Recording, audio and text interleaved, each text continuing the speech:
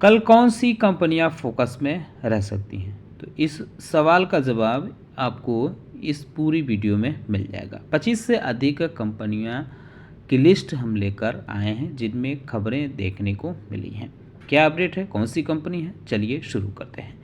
Zydus life science के buyback में update आ गया है। कंपनी ने उसकी कीमत, बाईबैक की जो कमेटी थी उसकी बैठक हुई, उसमें बाईबैक के दाम बढ़ाने और बाईबैक के तहत जो इक्विटी है उसकी संख्या कम करने के लिए मंजूरी दे दी है। कंपनी ने कहा है कि बाईबैक का जो रेट है वो 1150 रुपये पर इक्विटी से बढ़ाकर अब 1260 रुपये पर इक्विटी कर दिया गया है।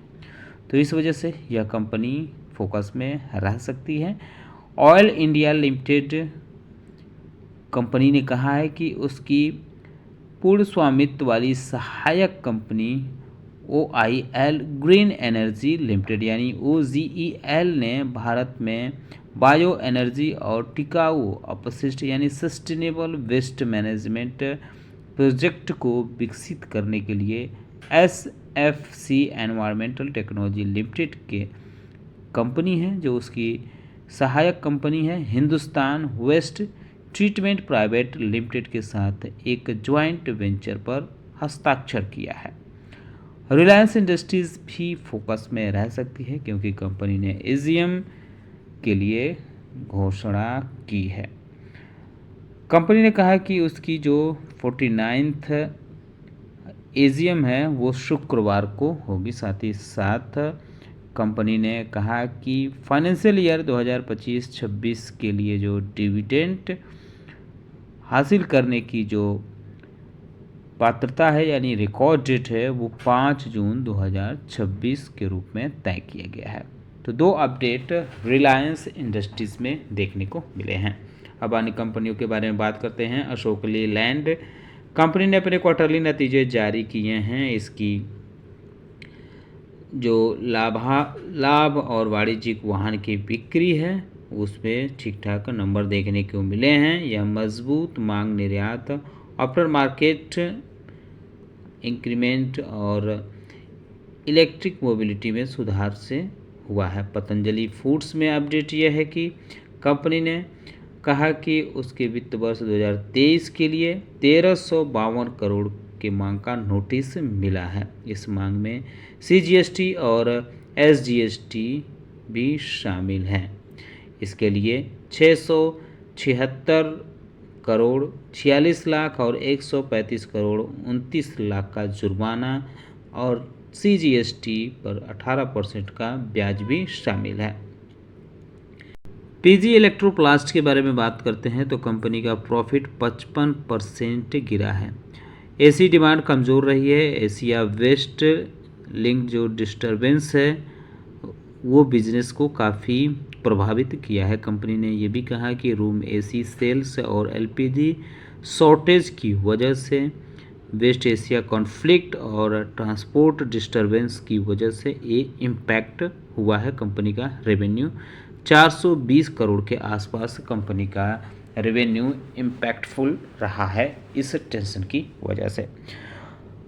फूड डिलीवरी और क्विक कॉमर्स कंपनी स्विगी ने कहा है कि उसने एक अमेंडमेंट पेश किया है। Article of association failed secure requirement share holders के लिए अप्रूवल के लिए। ये स्पेशल रिजोल्यूशन रिसीव्ड है। 72% वोट मिला है इसके फेवर में, जबकि इसके फॉलिंग शॉर्ट जो रही है वो 75 रही है। वहीं अगर हम बात करें गुड फ्राई फिलिप्स लिमिटेड की तो इसने भी एक कॉन्ट्रैक्ट मैन्युफैक्चरिंग एग्रीमेंट और प्लिस्टे सोमासुंदरम टोबैको प्रोडक्ट प्राइवेट इंडिया के साथ एक कॉन्ट्रैक्ट यानी करार करते हुए कंपनी की देखने को मिली है।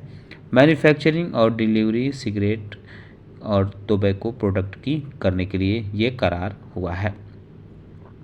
HG इंफ्रा इंजीनियरिंग कंपनी में अपडेट यह है कि कंपनी को एक कॉन्ट्रैक्ट मिलते हुए देखने को मिला है REC power development and consultancy limited के तरफ से। पावर ट्रांसमिशन प्रोजेक्ट जो झारखंड में है उसके लिए काम करना है। फिजिक्स वाला ने अपने क्वार्टरली नतीजे जारी किए हैं। नेट लॉस देखने को मिला है क्वार्टर 4 में। हालांकि कंपनी का रेवेन्यू में स्ट्रॉन्ग देखने को मिला है, इम्प्रूवमेंट देखने को मिली है इसके ऑपरेटिंग लिवरेज में पूरी तरह से ऑनलाइन और ऑफलाइन बिजनेस में। टाटा एलेक्सी ने अनाउंसमेंट किया है कि एनाटेल नाम का एक AI native software development platform इसने लॉन्च किया है हेल्थ केयर और मेडिकल टेक्नोलॉजी कंपनीज के लिए। को डेवलप्ड जो रहा है ओपन एना इसमें को डेवलप के तौर पे काम किया है। बाटा इंडिया ने अपने क्वार्टरली नतीजे जारी किए हैं। कंपनी के प्रॉफिट में डिक्लाइन देखने को मिला है, जबकि booking on time voluntary retirement scheme की वजह से कंपनी का जो है प्रॉफिट प्रभावित हुआ है। ये एक तरह से खर्च है, जबकि कंपनी का रेवेन्यू ग्रोथ मॉडेस्ट देखने को मिला है और प्रेशर में कंपनी का मार्जिन रहा है। हाईकॉल लिमिटेड के बारे में बात करें तो इसने भी अपने क्वार्टरली नतीजे जारी किए थे। प्रॉफिट, रेवेन्यू और मार्जिन में डिक्लाइन देखने को मिली है ईयर ऑन ईयर, जबकि रेगुलरली हीट वाइंड लू जो है और वन टाइम एडजस्टमेंट, हालांकि कंपनी ने बताया है कि एक सीक्वेंसली रिकवरी इसमें देखने को मिली है। जीएमआर एयरपोर्ट कंपनी ने नेट प्रॉफिट 302 करोड़ दर्ज किया है इस क्वार्टर में। पिछली बार कंपनी 237 करोड़ के लॉस में रही थी। रेवेन्यू कंपनी का 37% से ज़्यादा 37.5% बढ़कर 3938 करोड़ रहा है। भारतीय एयरटेल और वोडाफोन आइडिया में भी अपडेट है। भारतीय एयरटेल के न्यू प्रायोरिटी पोस्टपेड जो लॉन्च किया है सर्विस, ये फ्रेश डेप्ट है इंडिया का टेलीकॉम सेक्टर के लिए। और रिवाइवल वोडाफोन आइडिया जो है वो प्रेफरेंशियल स्पीड ऑफ सर्विस के लिए वार्निंग देखने को मिली है। Calling for an equal digital ecosystem भी इसमें महत्वपूर्ण मुद्दा देखा जा रहा है। पीवी फिनटेक में अपडेट यह है कि कंपनी में ने एक ब्लॉक डील लॉन्च की खबर देखने को मिली है। पॉलिसी बाजार के पेरेंट कंपनी को फाउंडर याशीष दहिया और आलोक बंसल 0.8% स्टेक बेच सकते हैं। ये सोर्स के हवाले से CNBC टीवी 18 ये खबर चला रहा है। फ्लोर प्राइस जो ब्लॉक डील की है वो 1720 रुपये पर इक्विटी रखी गई है, यानी 3.6% डिस्काउंट है करेंट यानी लास्ट सेशन के दाम से। सोर्स के हवाले से ये खबर चल रही है। ये WL एग्री बिजनेस कंपनी एक स्ट्रेटजिक एग्रीमेंट की है श्री रेणुका शुगर्स लिमिटेड के साथ। इसके तहत कंपनी फूड पोर्टफोलियो और पैकेजिंग फूड बिजनेस को बढ़ाने पर काम करेगी इस क्षेत्र में। ये जो एग्रीमेंट है इसके तहत श्री रेणुका शुगर्स जो है लाइसेंस अपना देगी अपने फ्लैगशिप ब्रांड मधुर और AWL एग्री बिजनेस को। इस ब्रांड के नाम से company pan India distribution network का इस्तेमाल करेगी। इंडोको रेमेडीज लिमिटेड में अपडेट यह है कि इसकी जो oral solid dosages manufacturing facility देखने को मिलती है हिमाचल प्रदेश में, उसको EU GMP सर्टिफिकेशन मिला है। गारमेन हेल्थ अथॉरिटी जो बर्लिन की है उसके तरफ से। तो जो सर्टिफिकेशन है वो एक इन्फेक्शन देखने को मिला था इसके कंपनी के प्लांट में 22 अप्रैल से 27 अप्रैल के बीच। इसके बाद ये सर्टिफिकेशन जारी हुआ है। कंपनी का कहना है कि सर्टिफिकेशन जो है कंफर्म करता है कि जो फैसिलिटी है उसमें अच्छी मैन्युफैक्चरिंग प्रैक्टिस चल रही है और रिक्वायरमेंट जो बताए गए हैं उन्हें भी ये ठीक ठाक बताया गया है। HBL इंजीनियरिंग लिमिटेड में अपडेट ये है कि कंपनी को लेटर ऑफ एक्सेप्टेंस मिला है चित्तरंजन लोकोमोटिव वर्क्स के तरफ से। इसके तहत कंपनी को करना क्या है कि ऑन बोर्ड कवच लोको इक्विपमेंट सप्लाई करना है, इंस्टॉलेशन करना है, टेस्टिंग करना है और कमीशनिंग करना है। कॉन्ट्रैक्ट वैल्यू 1714 करोड़ बताया गया है, जिसमें 18% GST भी लागू है। इसको 12 महीने में पूरा करना है। HBL इंजीनियरिंग कहा है कि जो इसमें सप्लाई, इंस्टॉलेशन, टेस्टिंग और कमीशनिंग की जो स्कोप इसमें शामिल है, तो इस वजह से यह कंपनी भी फोकस में रह सकती है। स्कॉट्स कुबोटा लिमिटेड में अगर हम बात करें तो कंपनी ने कुबोटा न्यू स्टार एक लॉन्च किया है जो अपग्रेडेड कॉम्पैक्ट ट्रैक्टर रेंज है और ये जो है 31 से 30 HP सेगमेंट में है, जो फोकस है 21 से 27 HP कैटेगरी के लिए। कंपनी ने ये भी कहा है कि सीरीज का जो इंजीनियर्ड है वो हाई प्रोडक्टिविटी इम्प्रूव्ड है, ऑपरेटेड और कंफर्ट भी है, स्मार्ट अपग्रेडेड वैल्यू और भी कई इसमें खूबियां हैं। इसके अलावा बैंकिंग और ऑयल मार्केटिंग कंपनियों पे भी नज़र रख सकते हैं, क्योंकि यूएस ने स्ट्राइक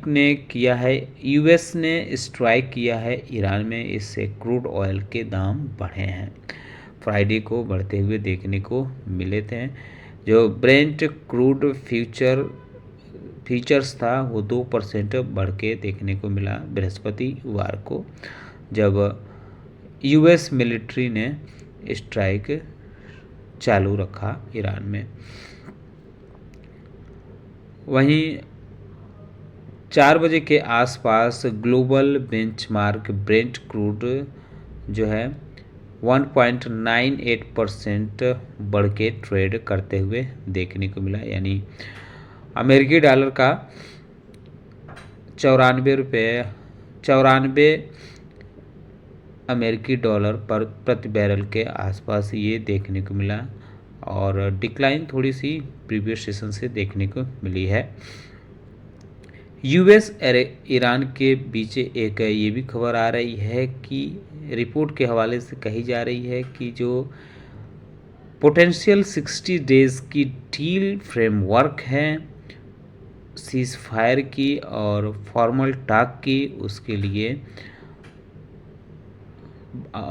ईरान तैयार हो गया है, क्योंकि इसमें न्यूक्लियर प्रोग्राम भी शामिल है, इस पे बातचीत की जाएगी।